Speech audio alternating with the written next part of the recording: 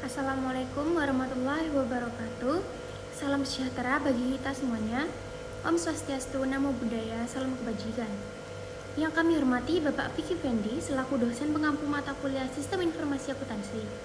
Pada video kali ini, izinkan kami kelompok 8 untuk memaparkan materi bab 17, yakni The Human Resources Management and Payroll Cycle atau siklus manajemen sumber daya manusia dan penggajian, yang bersumber dari Marshall B. Romney and Paul J. Steinberg 2020 pada Accounting Information System Global Edition edisi ke. Sebelum memulai pemaparan materi, izinkan kami memperkenalkan diri terlebih dahulu.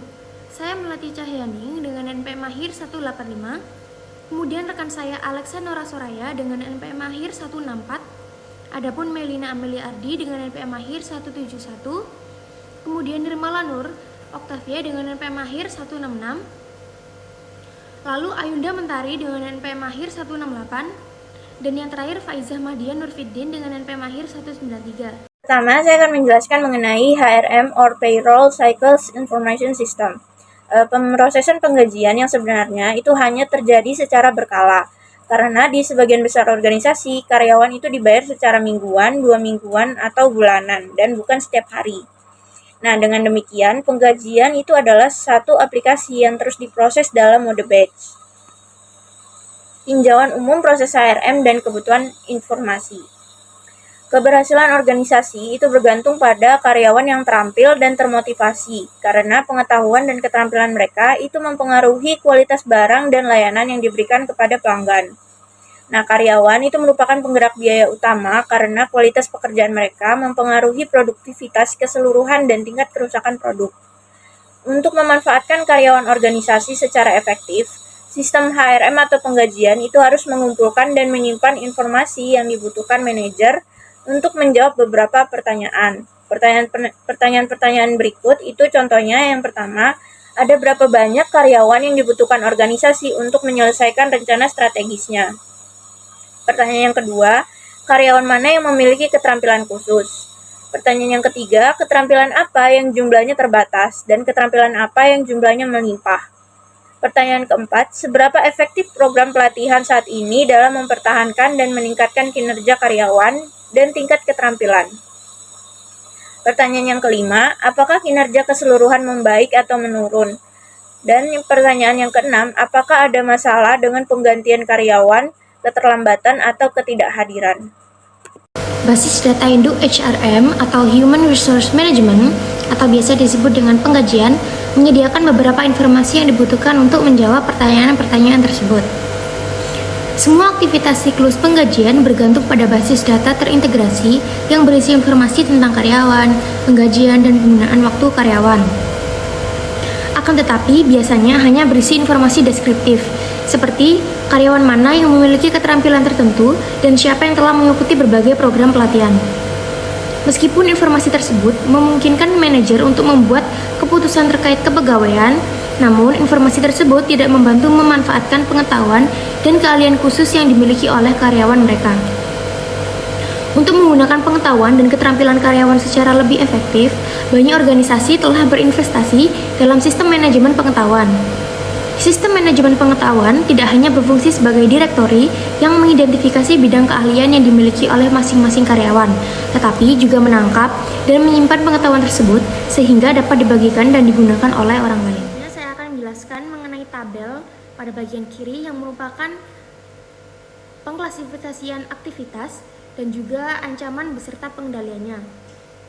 Yang pertama, ada masalah umum di seluruh siklus penggajian. Ancaman pertama yakni data induk yang tidak akurat atau tidak valid. Pengendaliannya sendiri yang pertama, kontrol integritas pemrosesan data, pembatasan akses ke data induk, dan juga tinjauan semua perubahan pada data induk. Ancaman yang kedua, pengungkapan informasi sensitif yang tidak sah. Pengendaliannya yakni kontrol akses, enkripsi, dan juga tokenisasi. Ancaman yang ketiga, kehilangan atau kerusakan data. Pengendaliannya sendiri merupakan prosedur pencadangan dan pemulihan bencana. Kemudian ancaman yang keempat, mempekerjakan karyawan yang tidak memenuhi syarat atau melakukan pencurian. Untuk pengendaliannya sendiri, yakni dengan melakukan prosedur perekrutan yang baik, termasuk verifikasi kredensial, keterampilan, referensi, dan riwayat pekerjaan pelamar, serta pemeriksaan investigasi latar belakang kriminal dari semua pelamar untuk posisi terkait keuangan. Kemudian ancaman yang kelima, pelanggaran Undang-Undang Ketenagakerjaan. Pengendaliannya sendiri dengan dokumentasi menyeluruh tentang prosedur perekrutan, evaluasi kinerja, dan pemecatan. Adapun pendidikan berkelanjutan tentang perubahan dalam Undang-Undang Ketenagakerjaan. Lalu, aktivitas yang kedua yakni memperbarui data induk penggajian. Ancaman yang keenam yakni perubahan yang tidak sah pada data induk penggajian. Pengendaliannya sendiri dengan melakukan pemisahan tugas dan juga kontrol akses. Ancaman yang ketujuh yakni pembaruan data induk penggajian yang tidak akurat. Pengendaliannya sendiri adalah kontrol integritas pemrosesan data dan juga tinjauan berkala atas semua perubahan pada data penggajian induk. Aktivitas yang ketiga yakni validasi data, waktu, dan kehadiran. Ancaman yang ke-8 yakni data, waktu, dan kehadiran tidak akurat. Pengendaliannya sendiri yakni otomatisasi data sumber untuk pengambilan data, kemudian autentikasi biometrik, dan juga pemisahan tugas, dan juga tinjauan pengawasan. Untuk aktivitas yang keempat yakni dengan menyiapkan penggajian. Ancaman yang ke-9 yakni kesalahan dalam pemrosesan penggajian. Pengendaliannya sendiri dengan melakukan kontrol integritas pemrosesan data, tinjauan pengawasan atas daftar penggajian dan laporan lainnya, penerbitan laporan pendapatan kepada karyawan, dan juga tinjauan pedoman untuk memastikan klasifikasi pekerja yang tepat sebagai karyawan atau kontraktor independen. Kemudian aktivitas yang kelima yakni membayar gaji.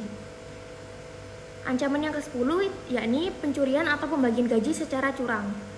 Pengendaliannya sendiri yakni dengan melakukan pembatasan akses fisik ke cek gaji kosong dan mesin tanda tangan cek, pembatasan akses ke sistem EFT, penomoran awal dan penghitungan berkala untuk semua cek gaji dan peninjauan semua transaksi setoran langsung EFT. Kemudian memerlukan dokumentasi pendukung yang tepat untuk semua cek gaji, penggunaan rekening giro terpisah untuk gaji yang dikelola sebagai dana impres, kemudian pemisahan tugas. Adapun pembatasan akses ke basis data induk penggajian, verifikasi identitas semua karyawan yang menerima cek gaji, menyetorkan kembali cek gaji yang tidak diklaim dan menyelidiki penyebabnya. Lalu untuk aktivitas yang keenam yakni membayar pajak gaji dan potongan lain-lainnya. Ancaman yang ke-11 yakni kegagalan dalam membuat pembayaran. Kemudian ada pembayaran yang tidak akurat. Pengendaliannya sendiri yakni konfigurasi sistem untuk melakukan pembayaran yang diperlukan menggunakan instruksi terkini dari IRS. Kemudian memproses kontrol integritas dan juga tinjauan pengawasan atas laporan pendapatan. Banyak perusahaan mengambil langkah-langkah seperti yang dijelaskan untuk meningkatkan kondisi kerja dan moral. Hal ini menunjukkan bahwa pengendalian detektif yang penting adalah membuat laporan secara berkala tentang semua perubahan pada data induk dan meninjaunya untuk memverifikasi bahwa basis data tetap akurat. Tabel di samping menunjukkan bahwa prosedur pengendalian terbaik untuk mengurangi potensi masalah ini adalah dengan mendokumentasikan dengan cermat semua tindakan yang berkaitan dengan iklan, perekrutan, dan penerimaan karyawan baru serta pemecatan karyawan. Hal ini akan menunjukkan kepatuhan terhadap peraturan pemerintah yang berlaku. Pelatihan berkelanjutan seperti pada pengendalian 5.2 untuk mengikuti perkembangan hukum ketenagakerjaan juga penting. Berikutnya, payroll cycle activity. Pada slide terdapat diagram. Diagram ini menggambarkan siklus penggajian dan alur aktivitas utama dalam proses penggajian. Bagian-bagiannya yaitu yang pertama, memperbarui data induk. Pada tahap ini, data induk penggajian diperbarui dengan berbagai informasi seperti perubahan dari Departemen SDM, misalnya perekrutan baru, pemutusan hubungan kerja, atau perubahan tingkat gaji, pemotongan diskresioner yang diajukan oleh karyawan, serta tarif pajak dari pemerintah dan perusahaan asuransi. Terdapat ancaman dalam bentuk ikon segitiga dan lingkaran yang menyoroti potensi risiko dalam proses ini, seperti perubahan yang tidak sah pada data induk penggajian. Selanjutnya, bagian yang kedua yaitu validasi waktu dan data kehadiran dapat dilihat pada diagram. Data kehadiran dan waktu kerja karyawan divalidasi menggunakan kartu waktu dan tiket waktu kerja yang disediakan oleh berbagai departemen. Tujuannya adalah memastikan data yang digunakan dalam penghitungan gaji adalah akurat. Proses ini bertujuan untuk menghindari kesalahan dalam pembayaran gaji terkait waktu kerja. Lalu yang ketiga, mempersiapkan daftar gaji. Berdasarkan data induk dan data kehadiran yang telah divalidasi, daftar gaji disiapkan. Tahap ini melibatkan penghitungan gaji bruto serta pengurangan yang berlaku untuk mendapatkan gaji bersih. Ancaman yang terkait dengan tahap ini adalah potensi kesalahan dalam perhitungan gaji. Lalu selanjutnya yang keempat yaitu mengeluarkan daftar gaji. Setelah daftar gaji siap, gaji karyawan diproses dalam bentuk cek atau transfer bank. Bank bertanggung jawab untuk mentransfer gaji ke rekening karyawan. Proses ini memerlukan kontrol ketat untuk mencegah adanya penipuan atau kesalahan dalam pengiriman gaji. Lalu yang terakhir adalah mengeluarkan pajak dan pengurangan lain. Dapat dilihat pada grafik. Selain gaji karyawan, perusahaan juga bertanggung jawab untuk membayar pajak penggajian, premi asuransi, dan berbagai pengurangan lain sesuai dengan peraturan. Pembayaran ini dilakukan ke lembaga pemerintah atau perusahaan asuransi yang relevan. Laporan terkait penggajian, pajak, dan pengurangan lainnya disiapkan dan dikirim ke departemen terkait, baik untuk penggunaan internal maupun eksternal. Alur informasinya, data mengalir dari berbagai sumber seperti Departemen SDM, karyawan, pemerintah, dan perusahaan asuransi ke dalam sistem penggajian. Informasi yang masuk diproses dan diverifikasi di setiap tahap untuk memastikan keakuratan dan kepatuhan terhadap kebijakan serta peraturan. Pengendaliannya dilakukan di setiap tahap, ditandai dengan ikon segitiga dan lingkaran untuk mengidentifikasi dan mencegah ancaman seperti kesalahan penghitungan, manipulasi data, dan pemrosesan pembayaran yang tidak sah. Diagram ini membantu memahami bagaimana siklus penggajian dijalankan dan bagaimana pengendalian diterapkan untuk melindungi integritas data serta sumber daya organisasi. Selanjutnya ada ancaman dan pengendalian. Ancaman utama terhadap aktivitas penggajian ini adalah data waktu dan kehadiran yang tidak akurat. Ketidakakuratan dalam catatan waktu dan kehadiran dapat mengakibatkan peningkatan biaya tenaga kerja dan laporan biaya tenaga kerja yang keliru. Selain itu, ketidakakuratan dapat merusak moral karyawan jika gaji tidak benar atau hilang atau mengakibatkan pembayaran untuk layanan tenaga kerja tidak diberikan. Otomatisasi data sumber dapat mengurangi resiko kesalahan yang tidak disengaja dalam pengumpulan data waktu dan kehadiran. Misalnya, pembaca lencana dapat digunakan untuk mengumpulkan data waktu kerja bagi karyawan produksi dan secara otomatis memasukkan data tersebut ke sistem pemrosesan penggajian. Lalu, menggunakan teknologi untuk menangkap data, waktu, dan kehadiran juga dapat meningkatkan produktivitas dan memangkas biaya. Lalu, IT juga dapat mengurangi resiko ketidakakuratan yang disengaja dalam data waktu dan kehadiran. Misalnya, beberapa perusahaan manufaktur sekarang menggunakan teknik autentikasi biometrik seperti pemindaian tangan untuk memverifikasi identitas karyawan yang melakukan absensi masuk dan keluar. Lalu, pekerjaan tujuannya adalah untuk mencegah karyawan meninggalkan kantor lebih awal, tetapi meminta seorang teman untuk mencatat orang tersebut secara keliru sebagai orang yang sedang bekerja. Yang kedua ada persiapan penggajian. Hal ini merupakan langkah ketiga dalam siklus penggajian adalah menyiapkan penggajian. Lalu sesuai yang ada di slide, proses gambar kedua menunjukkan urutan aktivitas dalam pemrosesan penggajian. Pertama, data transaksi penggajian diedit dan transaksi yang divalidasi kemudian disortir berdasarkan jumlah karyawan. Jika organisasi memproses penggajian dari beberapa divisi, setiap berkas transaksi penggajian ini juga harus digabungkan. Berkas transaksi penggajian yang disortir kemudian digunakan untuk menyiapkan cek gaji karyawan. Untuk setiap karyawan, catatan berkas induk penggajian dan catatan transaksi yang sesuai dibaca dan gaji kotor dihitung. Selanjutnya, semua potongan gaji dijumlahkan dan totalnya dikurangi dari gaji kotor untuk mendapatkan gaji bersih. Potongan gaji terbagi dalam dua kategori besar, yaitu pemotongan pajak gaji dan potongan sukarela. Yang pertama meliputi pajak pendapatan federal, negara bagian, dan lokal, serta pajak jaminan sosial. Lalu potongan sukarela meliputi kontribusi untuk rencana pensiun, premi untuk asuransi jiwa, kesehatan, dan cacat kelompok, yaitu iuran serikat pekerja dan kontribusi untuk berbagai badan amal. Lalu setelah gaji bersih dihitung, bidang tahun berjalan untuk gaji kotor, potongan, dan gaji bersih dalam catatan setiap karyawan di berkas induk penggajian diperbarui. Mempertahankan catatan pendapatan kumulatif yang akurat penting karena dua alasan. Pertama, karena pemotongan pajak jaminan sosial dan potongan lainnya memiliki batas.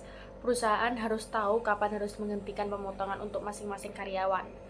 Kedua informasi ini diperlukan untuk memastikan bahwa jumlah pajak dan potongan lainnya yang sesuai disetorkan ke lembaga pemerintah, perusahaan asuransi, dan berbagai organisasi amal.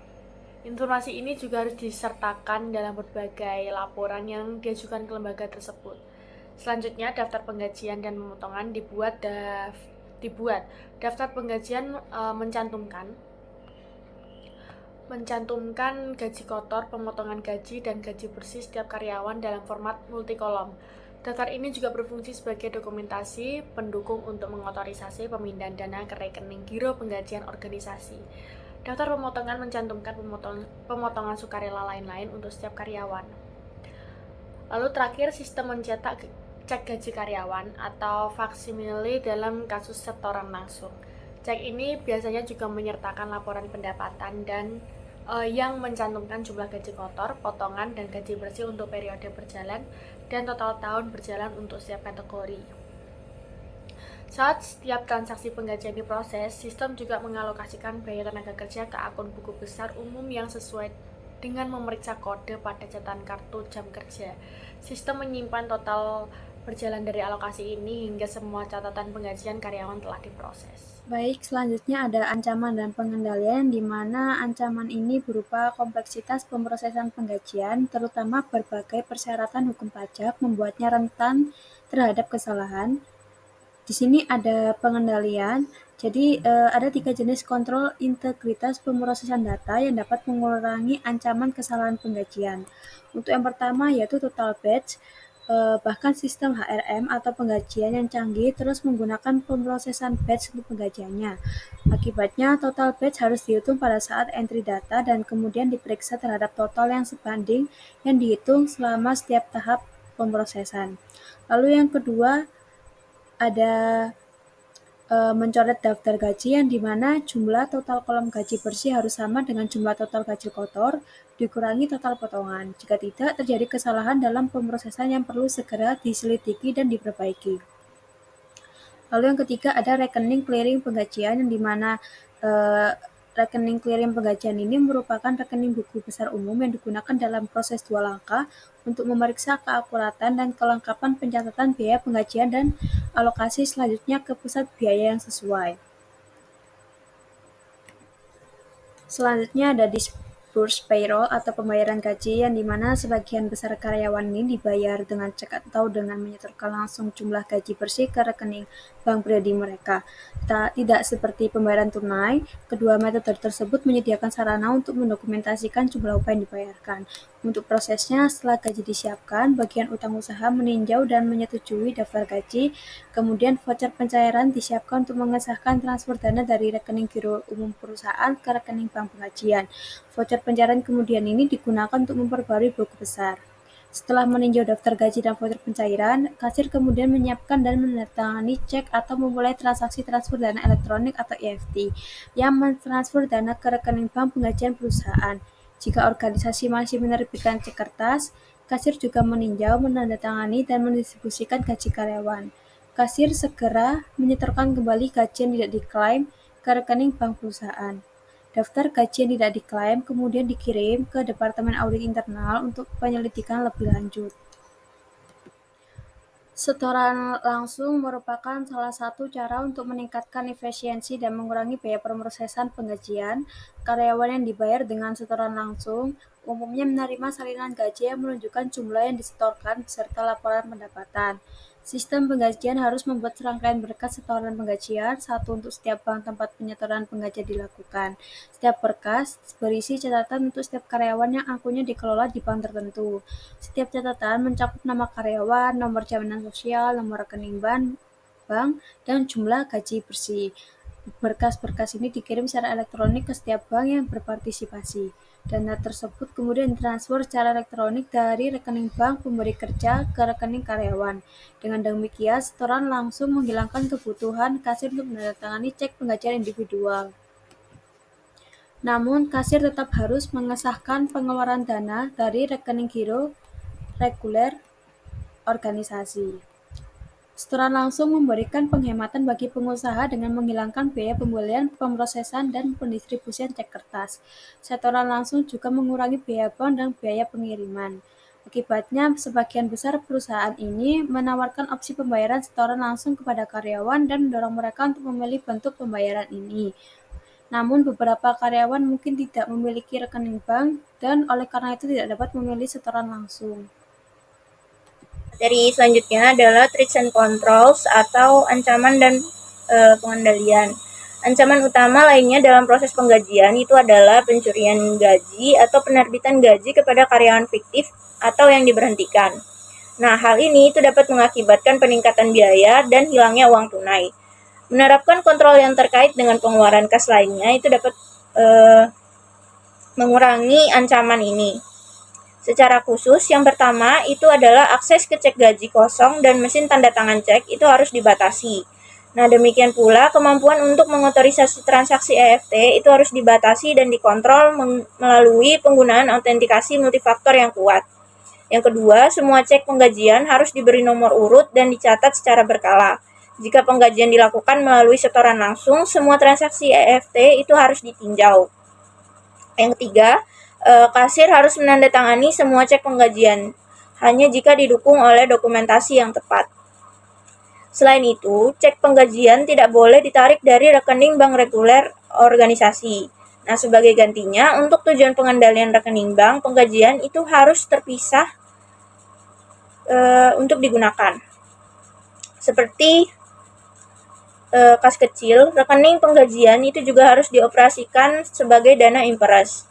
Kemudian rekening giro penggajian terpisah juga memudahkan untuk menentukan cek palsu ketika rekening direkonsiliasi.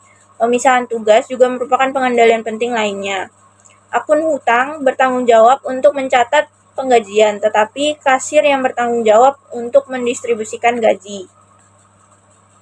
Penggunaan autentifikasi multifaktor dan kontrol lainnya itu juga bisa digunakan untuk membatasi akses ke basis data induk penggajian untuk mengurangi resiko pembuatan cek untuk karyawan yang tidak ada. Selain itu, orang yang bertanggung jawab untuk mendistribusikan gaji juga harus diminta untuk mengidentifikasi secara positif setiap orang yang mengambil gaji.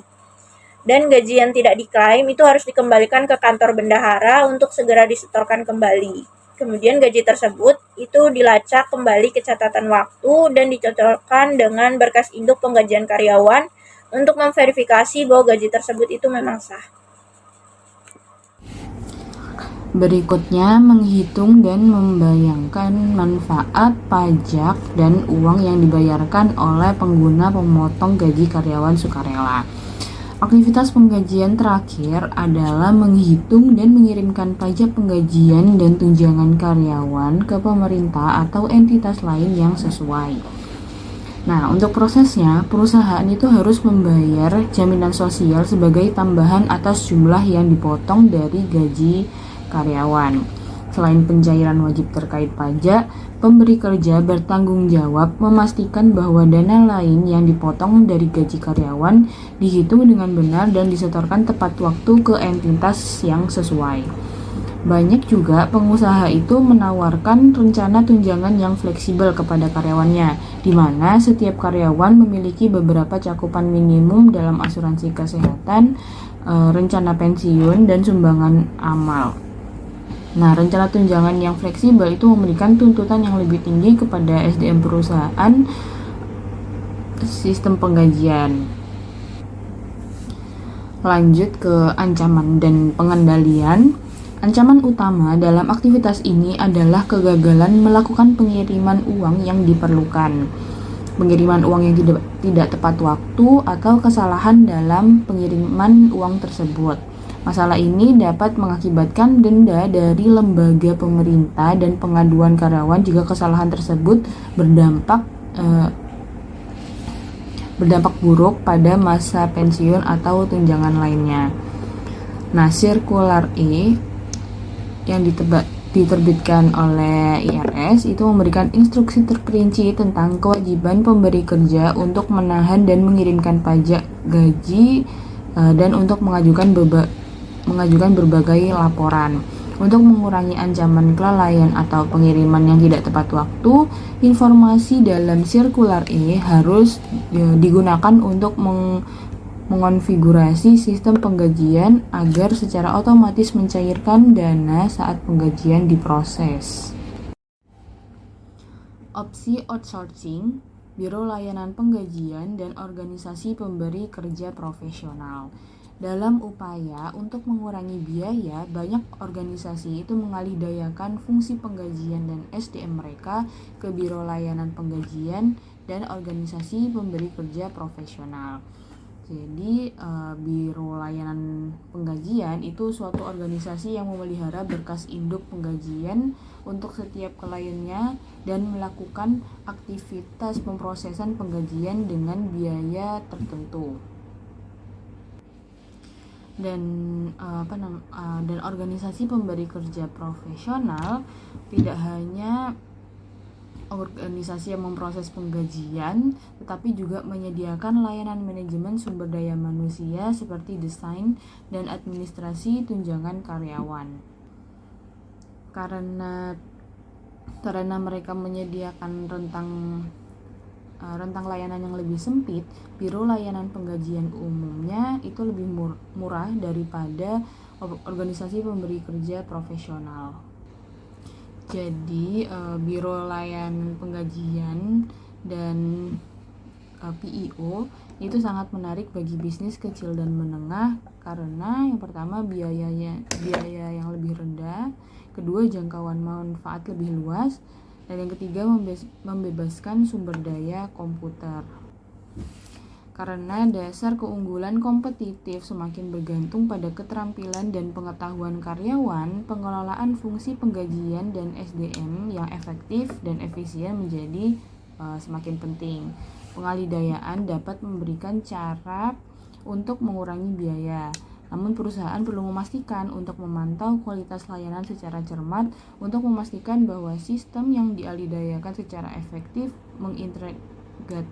mengintegrasikan data SDM dan penggajian dengan cara yang mendukung pengelolaan karyawan yang efektif. Sekian presentasi dari kelompok kami. Mohon maaf bila ada salah kata atau penyampaian. Semoga bermanfaat. Wassalamualaikum warahmatullahi wabarakatuh.